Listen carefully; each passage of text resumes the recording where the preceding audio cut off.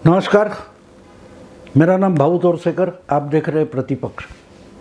दोस्तों, जब इंसान गलती करता है तो कोई बात नहीं, गलती हो जाती है। हम इंसान हैं, हम कोई भगवान, ईश्वर, परमेश्वर, परमात्मा नहीं है।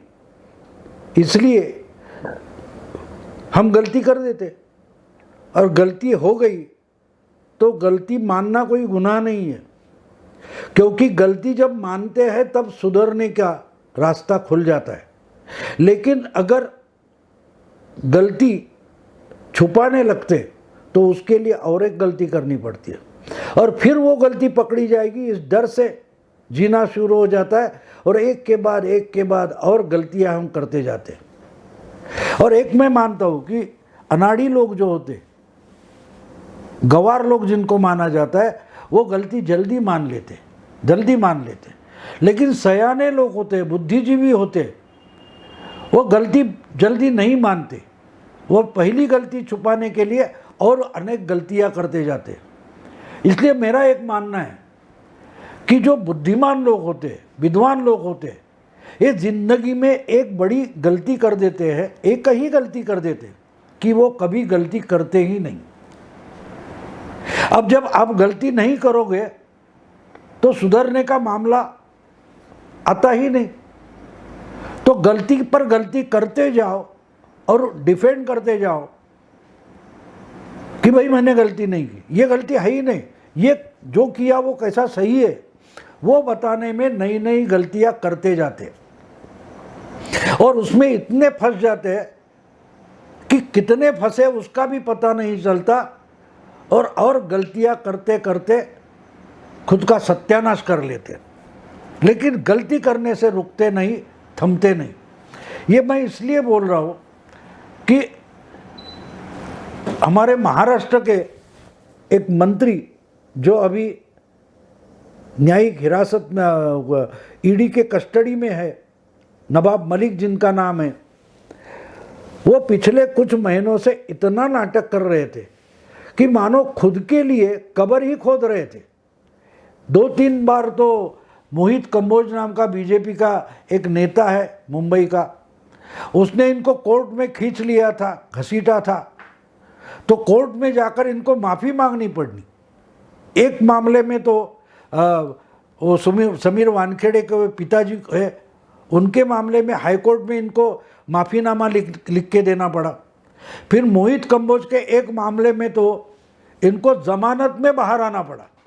फिर भी आदमी गलती करने से रुकता नहीं, क्योंकि पिछले कुछ महीनों से या मिनिस्टर होने के बाद नवाब मलिक खुद को बड़े बुद्धिजीवी मानने लगे। शरद पवार जी ने उनको अपनी पार्टी का राष्ट्रीय प्रवक्ता जो बना दिया, तो ये ऐसा मानने लगे कि मैं तो बुद्धिजीवी हो गया, मैं प्रवक्ता हो गया। अगर पार्टी की लाइन पवार साहब के बाद मैं ही रख सकता हूँ, इसका मतलब मैं तो बुद्धिजीवी हूँ, और बुद्धिजीवी हूँ इसलिए मैं गलती नहीं करूँगा। और जब इन्होंने तय कर लिया कि मैं नहीं गलती करूँगा, इसका मतलब गलती की भी तो मानूंगा नहीं, और मानूंगा नहीं तो पहली गलती छुपाने के लिए और गलतियाँ करते जाऊँगा। और इस ढंग से ये ईडी के मामले में फंसते गए। अब तो कोर्ट में मामला है और इनको ईडी की कस्टडी दी गई है, और जब ईडी के ऑफिस में उनको उठाकर लाया गया था तो 8 घंटे उनकी इंक्वायरी हो गई। उनको बहुत सारे सवाल पूछे गए और ये ढंग से जवाब नहीं देते, इसलिए उनको अरेस्ट करने का निर्णय लिया गया।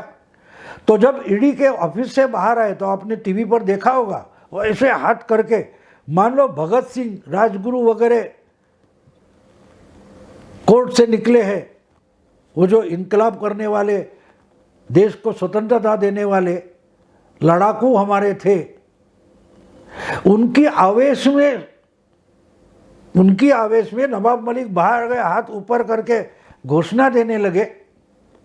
कोर्ट में जाकर उनको, जब कोर्ट में ईडी की कस्टडी दे दी तब इनकी हेकड़ी निकल गई। और एक दिन हुआ नहीं, दूसरे दिन, तीसरे दिन ये रोने लगे कि मेरे पेट में दर्द होता है, मुझे ट्रीटमेंट की ज़रूरत है, फिर उनको अस्पताल में भर्ती करना पड़ा। रोज़ रोज़ रोज़ टीवी के चैनल और उनके कैमरे सामने लाकर पेट की हवा सामने निकालते थे। उस वक्त इनको पेट दर्द नहीं होता था। शायद एक बात हो सकती है कि सामने कैमरे नहीं और रोज नए आरोप करने की संभावना नहीं रही, इसलिए इनके पेट में जो बचा है वो उसका दर्द हो रहा है। झूठे आरोप इन्होंने पेट में दबा कर रखे, वो बाहर नहीं निकल रहे, इसलिए उनको पेट दर्द होता होगा। तो एडमिट किया गया। अब 2 या 3 दिन ये अस्पताल में रहे, फिर ट्रीटमेंट के बाद फिर ईडी के कस्टडी में इनको जाना पड़ा। अब इनको लगा कि जब तक अस्पताल में रहूँगा तो अस्पताल में तो ईडी मुझे कुछ नहीं कर पाएगी। आपको याद होगा शिवसेना के नेता जो अमरावती के 3-4 बार एमपी बने हैं, आनंदराव अडसुल, ये भी इनके घर में ईडी पहुंच गई तो बीमार हो गए थे, अस्पताल में भर्ती हो गए थे। ईडी अस्पताल में भी पहुंची थी, लेकिन उनको अरेस्ट नहीं हुई थी। इनको अरेस्ट हुआ है, इनको गिरफ्तार किया गया है, फिर भी इन्होंने 3 दिन, मेरा ख्याल से 3 हो 4 हो, अस्पताल में निकाले हैं। उनको लगा था कि जितने दिन अस्पताल में रहूँगा तो सवाल का भड़ीमार चल रहा है, फैरी चल रही है, वो रुक जाएगी। लेकिन अस्पताल का टाइम खत्म हो गया, इनको फिर से ईडी के कस्टडी में जाना पड़ा। तो इनको लगा कि हमने ईडी का तो टाइम 3 दिन का तो खराब कर दिया। कोर्ट ने 8 दिन की कस्टडी दी है, उसमें से अगर 3 दिन, एक आधा दिन तो कोर्ट में चला गया, फिर हाजिर करेंगे उस दिन आधा दिन चला जाएगा, तो बचे थे 6 या 7 दिन, उसमें से 3 दिन अगर अस्पताल में चले गए तो ईडी के पास हम सवाल पूछने के लिए टाइम ही क्या बचा है। तो इसलिए ईडी को कोर्ट ने 8 दिन दिए होंगे, लेकिन उसमें से 3-4 दिन तो मैंने यूं ही खराब कर लिए। ये बुद्धिजीवी है ना, तो ऐसे समझ बैठे कि 3 दिन तो मैंने खराब कर दिए। ठीक है, ईडी को 8 में से सिर्फ 4 दिन मिले। यही गलती होती है दोस्तों। अब 3 मार्च को इनकी जो पेशी होगी, 3 या 4 मार्च को, जब इनके 8 दिन पूरे हो गए कस्टडी के, तो ईडी कस्टडी में क्या बोलेगी, कोर्ट में क्या बोलेगी कि भाई आपने तो हमको 8 दिन दिए थे, लेकिन इनकी तबीयत की तो हमको चिंता थी, इसलिए इन्होंने पेट दर्द हो रहा बोला तो हमने इनको अस्पताल में भर्ती किया, जहाँ डॉक्टर ने इनको ट्रीटमेंट कर दी। तो उस ट्रीटमेंट के दरमियान हम उनको सवाल नहीं पूछ सकते थे।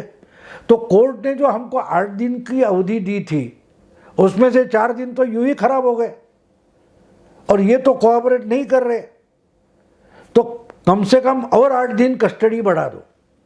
समझे अब क्या होगा। नवाब मलिक ने अपनी जो बुद्धि है, अकल है, उसका इस्तेमाल करके ईडी को फिर से उल्लू बनाने की कोशिश की, कानून को फिर से उल्लू बनाने की कोशिश की। ये इनकी आदत है। आपको याद होगा मोहित कंबोज कोर्ट में गया, उन्होंने कुछ बोला था और कोर्ट ने इनको रिस्ट्रिक्ट किया था कि भाई बकवास बंद करो, झूठे आरोप बंद करो। समीर वानखेड़े के पिताजी भी कोर्ट गए थे, हाईकोर्ट ने बोला था कि इसके बाद इनके फैमिली के बारे में एक शब्द नहीं बोलना, फिर भी बोल गए और कोर्ट को इनको रगड़ना पड़ा था। क्योंकि अक्लमंद इंसान जो होता है, उसकी अकल मंद है, कम है, ये उसको पता नहीं चलता। तो नवाब मलिक की कहानी वैसी है। ये समझ नहीं पा रहे कि चुप बैठना भी बहुत कीमती होता है। बहुत सारे जिंदगी में सवाल या सिचुएशन, घटनाएं ऐसी होती है कि जब आप बोलने के बजाय चुप बैठे तो वो फायदेमंद होता है, लाभदायक होता है। क्योंकि आप बोले तो फंसने का डर होता है, इसलिए बोलो ही मत। आपको मालूम होगा 10 साल हमारे देश के प्राइम मिनिस्टर थे मनमोहन सिंह, वो बोलते कहाँ थे, चुपचाप बैठते थे। 10 साल से प्राइम मिनिस्टर थे, लेकिन बोले तो कितने बोले। सब इकट्ठा करो तो भी 6 महीने मोदी का या राहुल का भाषण नहीं हो सकता। कहने का मतलब ये है कि इसलिए मनमोहन सिंह के बारे में बोला जाता था, वो कुछ करते नहीं, कुछ निर्णय करते नहीं, वही उनका निर्णय है। यानी करूंगा तो फंसूंगा, तो ना करूंगा तो कहाँ फंसूंगा, तो करता है कुछ करूंगा ही नहीं, और चुपचाप बैठ जाते थे, कुछ बोलते ही नहीं थे। मुझे याद है जब मनमोहन सिंह के खिलाफ सीपीएम ने सपोर्ट निकाल दिया था, वापस लिया था, और विश्वास प्रस्ताव लाना पड़ा, वो बड़ा बवाल हो गया था पार्लियामेंट में 2008 के दरमियान, 2008 शायद, लोकसभा 2009 में जो चुनाव होने वाला था उसके कुछ 6 महीने पहले की बात है, 8 महीने पहले की बात है।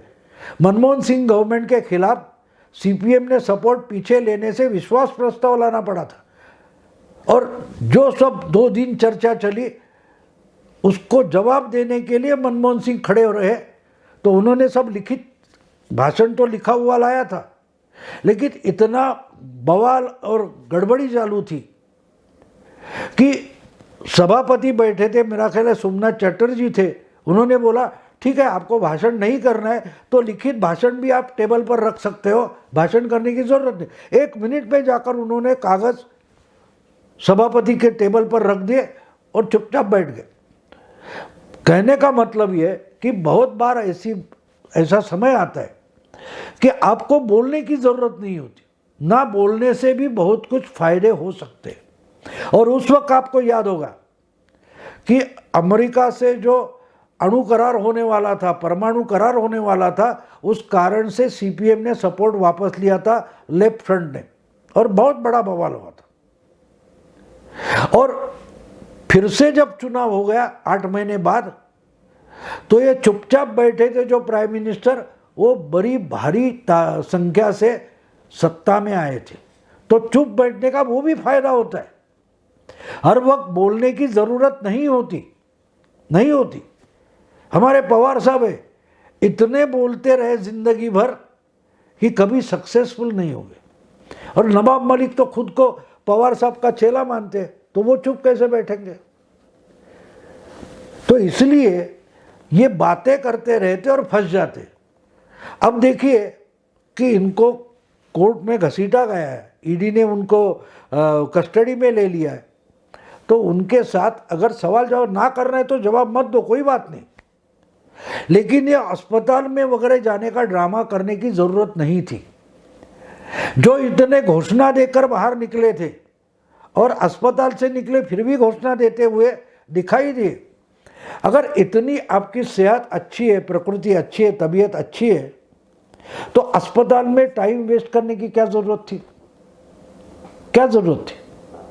आपने अपने तरीके से ईडी को और एक कारण दे दिया कि मेरी कस्टडी बढ़ा दो, मुझे न्यायिक हिरासत में भेजने के बजाय ईडी के ही कस्टडी में रखो, क्योंकि 3-4 दिन तो मैंने ऐसे ही खराब कर दिए।